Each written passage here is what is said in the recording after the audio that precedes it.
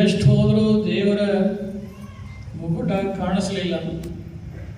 ಬ್ರಹ್ಮನಿಗೊಂದು ಛಲ ಇತ್ತು, ಹಠ ಇತ್ತು, ಏನಾದರೂ ಮಾಡಿ ನಾನು ಶಿವನ ಮುಕುಟವನ್ನು ನೋಡಿ ಬಂದಿದ್ದೇನೆ ಅನ್ನೋದನ್ನು ಸಾಬೀತುಪಡಿಸಬೇಕು ಅಂತೇಳಿ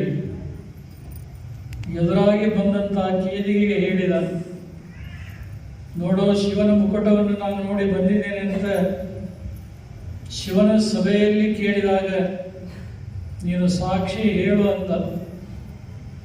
ಆ ಕೇದಿಗೆ ಅಂತೂ ಸಾಕ್ಷಾತ್ ಬ್ರಹ್ಮ ಹೇಳ್ತಾನಂದ್ರೆ ಇಲ್ಲ ಅಂತ ಹೇಗೆ ಹೇಳಲಿಕ್ಕೆ ಆಗ್ತಾ ಇದೆ.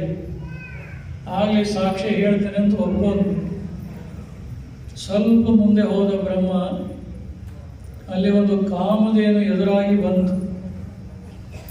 ಆ ಕಾಮಧೇನು ಕೂಡ ಇದೇ ಮಾತನ್ನ ಹೇಳಿದ,